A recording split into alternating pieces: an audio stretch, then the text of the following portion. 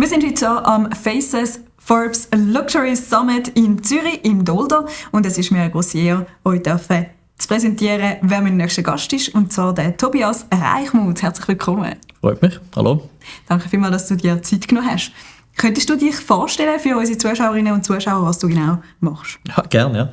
Ja. Ich bin immer schon Unternehmer gewesen, eigentlich seit 19. Meine erste Firma als Student aufgebaut und dann verkauft. Habe nachher eine weitere Firma aufgebaut und was mich eigentlich immer interessiert hat als Unternehmer ist neue Sachen. Das heisst, ich bin komplett neue Felder reingegangen, die mit dem von vorher nicht viel zu tun haben. Ich habe mal eine Renewable Energy Investment Company aufgebaut, nachher eine Kryptofirma, eine Fundmanagement-Firma. Und jetzt, seit 3,5 Jahren, bin ich im Thema Longevity. Longevity, da geht es um Verlängerung von der gesunden Lebenszeitspanne. Und dort helfen wir eigentlich Forscher dabei, Firmen aufzubauen. Also eigentlich ein Tausendsassa. Ich glaube, du hast auch das in der DNA rein, wenn wir gerade beim Thema bleiben. Ja. Erzähl mal, was ist Longevity genau? Longevity ist eine Forschungsrichtung, wo es darum geht, wie du basierend auf Zellteilung kannst die Alterung verlangsamen oder sogar in Teilbereichen aufheben. Und was das eigentlich heisst, ist, wir können den Menschen von innen raus verjüngen. Also es geht nicht um Botox oder Beauty, sondern Beauty wäre dann das Resultat eigentlich davon, dass wir deinen Zellen helfen, besser zu funktionieren. Je älter du wirst, desto mehr Probleme gibt es bei der Zellteilung und du hast Multimillionen Zellteilungen pro Tag in deinem Körper. Und je älter du wirst, desto mehr Fehler passieren. Und das ist Alterung. Also altern tut man, wenn eine Zellteilung schief geht. Und seit etwa 10-12 Jahren versteht man, was eigentlich schief geht. Also man hat das Problem identifiziert, ja, und jetzt sucht man Lösungen. Und in den letzten 10 Jahren ist die Wissenschaft wirklich mit 7 Meilenstiefeln unterwegs. Es hat sehr viele Approaches gefunden, wo man die Zellteilung wieder so korrigieren kann, dass sie richtig funktioniert. Und aus dem heraus entsteht eben Longevity. Und Longevity wird eben dann definiert als Verlängerung von der gesunden Lebenszeitspanne durch Zellverjüngung. Von dort steht wahrscheinlich auch das Quote, dass Altern eigentlich eine Krankheit ist. Das hast du mal gesagt, offenbar. Siehst du das immer noch so? Ja, das sehe ich in der Tat so. Also, wenn du schaust heute, viele Leute sagen ja, gut, alt werden, das musst du halt, ja, das ist halt so, und irgendwann stirbst du. Okay.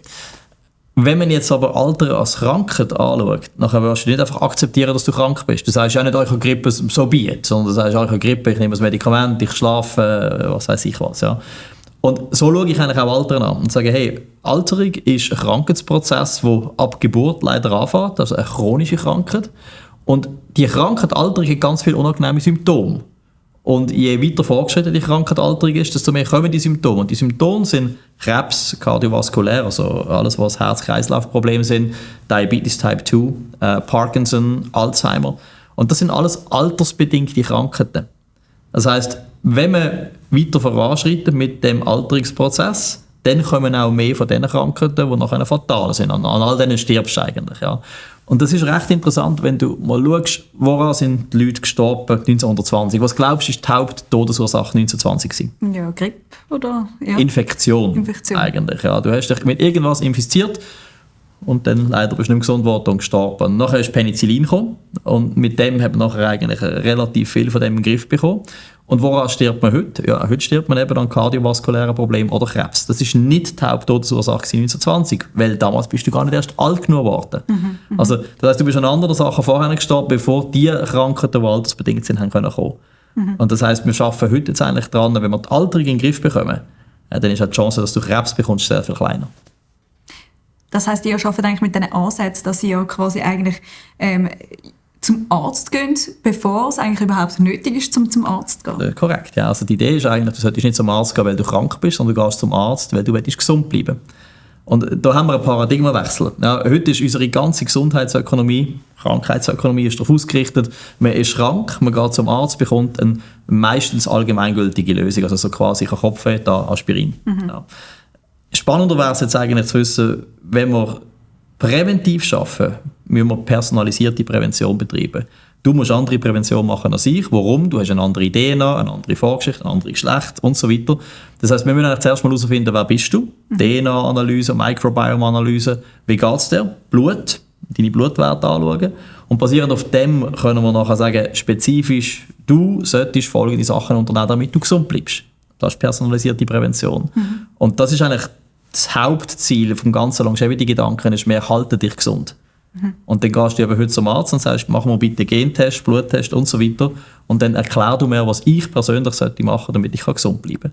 Und viele Ärzte sind natürlich noch nicht auf dem Ausbildungsstand, sondern das entsteht jetzt, die Longevity-Medicine-Bewegung auch. Wir haben bei unserer eigenen Gruppe mehrere Ärzte, die jetzt in diesem Bereich spezialisiert sind. Und das ist schon mega spannend. Also de facto bist du halt wirklich persönlich darauf eingestellt, was jetzt du kannst machen, damit du gesund bleibst. Jetzt, man kann sich ja wahrscheinlich vorstellen, dass genau, oder, es ist ja so ein bisschen etwas Revolutionäres, so ein bisschen die Industrie, wo jetzt quasi vorherrschend ist, natürlich die ganze Pharmaindustrie, hat vielleicht nicht unbedingt so viel Interesse, oder? Ja gut, logisch. Also ich meine, wenn du heute sehr viel Geld verdienst mit Krebsmedikamenten und ich sage dir, ja, in 30 Jahren haben die Leute wahrscheinlich gar keinen Krebs mehr, dann geht Business weg, ja. Jetzt sind die ja auch nicht blöd, sondern sie können sich auch überlegen, mit welchen anderen Gebieten kannst du Geld verdienen. Und da passiert ja schon sehr viel. Also die ganzen GLP-1-Antagonisten, Ozempic und so weiter, das sind eben die Dünnmacher. Das ist eine neue Industrie, die präventiv wirkt. Ja. Das sind die Spritzen. Genau. Ja, und die funktionieren offenbar tatsächlich. Also du kannst Leute, die obese sind, heute helfen, wieder zu einem normalen Körpergewicht und entsprechend auch zu einer sehr viel besseren Gesundheit zu finden. Und das ist definitiv ein ganz neues Feld. Da bist du jetzt eigentlich in der Prävention und nicht mehr in der Symptombekämpfung. Bös gesagt ist ein Krebsmedikament eine Symptombekämpfung. Ja, du willst altersbedingt ausgelösten Krebs wieder wegbekommen und nimmst etwas dagegen. Und unser Ziel ist ja jetzt eigentlich, das Geschäft aufzubauen und zu sagen, was musst du nehmen, damit du gar nicht erst Krebs bekommst. Eben Prävention. Ja. Und das ist richtig. Also viele Business Models oder Blockbusters in der Pharmaindustrie heute werden wegbrechen und dort werden neue Geschäftsfelder entstehen. Ob jetzt das immer die Pharmaindustrie ist, die davon profitieren kann, to be seen. Wir glauben, dass sehr viele neue Unternehmen, eben Startups, die heute entstehen, da können einen spannenden Business Case aufbauen. Ja, sind im Moment auch im Wandel. Jetzt haben wir gerade im Juni eure erste Klinik mit Ayun geöffnet. Genau. Was bietet ihr dort genau an? Ist das genau das, was du jetzt eigentlich so ein bisschen beschrieben hast? Ist es die breite Palette oder ist das irgendwie so ein bisschen eine Nische? Nein, es ist die breite Palette und es ist definitiv auch eine Demokratisierung von dem Longevity. Also viele Journalisten, das ist dazu noch nicht gefragt, aber andere sagen, das ist wieder von den Superreichen. Und unsere Antwort ist das nein. Die nächste Frage, ja, genau. Die können wir gerade schon abhaken jetzt. Nein, ist es nicht. Also mit Ayun haben wir eine Walk-in-Klinik, das heisst ambulant. Du gehst also nicht irgendwie eine Woche an den Genfersee von 50'000 Franken, das gibt es auch, ist auch nicht schlecht, ja. Sondern du kommst zu uns und sagst, okay, wir machen mit der die komplette Analyse, eben DNA, Blutbild, Microbiome und so weiter, bis hin zu Fettmessungen, also wir sind Top-Level, ja. Und nachher tun wir mit der ein Programm für dich entwickeln, wo du nachher alle 2 Wochen bei uns vorbeikommst und das umsetzt. Also wir haben Hyperbaric Chamber, Red Light Therapy, Personalized Infusions, Cryo Chamber, Contrast Therapies und das kannst du alles vor Ort machen. Wir haben auch Ernährungscoaches, Fitnesscoaches und so weiter. Das heisst, wir stimmen auf dich ein Longevity-Programm ab, das eben quasi dir hilft, präventiv gesund zu bleiben. Und das ist nicht gratis, aber es ist sehr viel günstiger als eben irgendwie 50'000 Franken, sondern wir sind je nach Programm, das du wählst, im Monat so zwischen 400 und 900 Franken. Affordable for many, not for everybody yet. Ja. Ja, vielleicht ist das genau so ein bisschen das, was man vielleicht auch bei diesem Thema immer wieder auch befürchtet, oder? Dass es vielleicht etwas ist, wo vielleicht eben, ich würde sagen, der Mittelstand und aufwärts quasi wird auch in Zukunft begleiten. Hast du da keine Angst, dass vielleicht eben so ein bisschen die Wohlhabenden unsterblich werden, während die Nein. Armen irgendwann ein bisschen es geht aussterben. Das wäre schön, wenn die Armen aussterben, sind alle reich. Ja. Nein, aber schau, der Punkt ist doch der. Es geht sicher nicht um Unsterblichkeit. Das ist nicht die Longevity-Idee. Die Longevity-Idee ist, möglichst lang gesund bleiben bis zum Tod. Ja. Wir haben einen Forscher, der bei uns mal an einer Konferenz geredet hat, der hat gesagt, the mission is to die as young, as late as possible. Und das sollte für so viele Menschen wie möglich gelten. Und wenn du jetzt überlegst, also, welche Massnahmen bringen dir am meisten Longevity? Das sind low-hanging fruits. Da geht es um gesunde Ernährung. Das ist nicht teuer.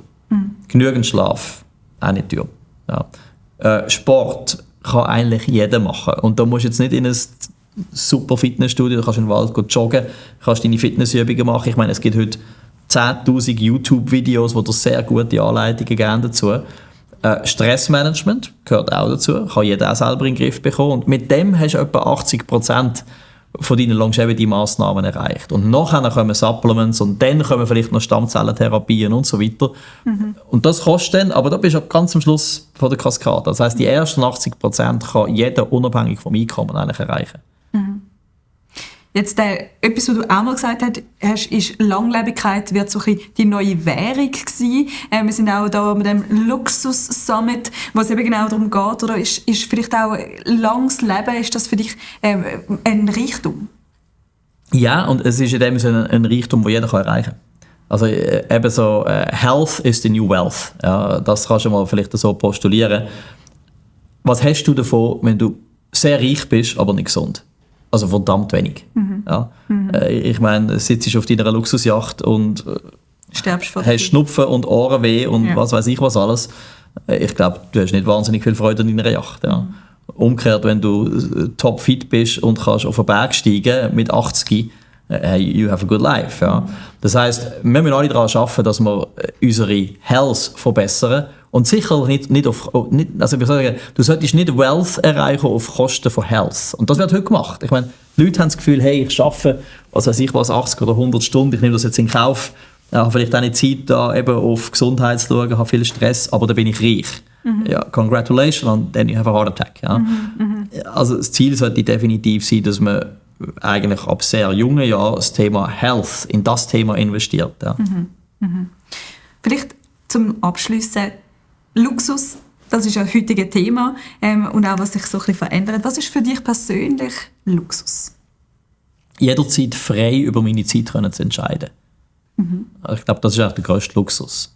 Ich kann jetzt aufstehen, rauslaufen und sagen, ganz Nachmittag kann man schenken, ich gehe jetzt wandern.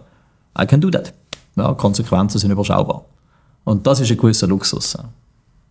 Das ist ein schönes Schlusswort. Danke vielmals, dass du da bist, Tobias Reichmuth. Und ich wünsche dir viel, viel Glück auch mit dem neuen Store.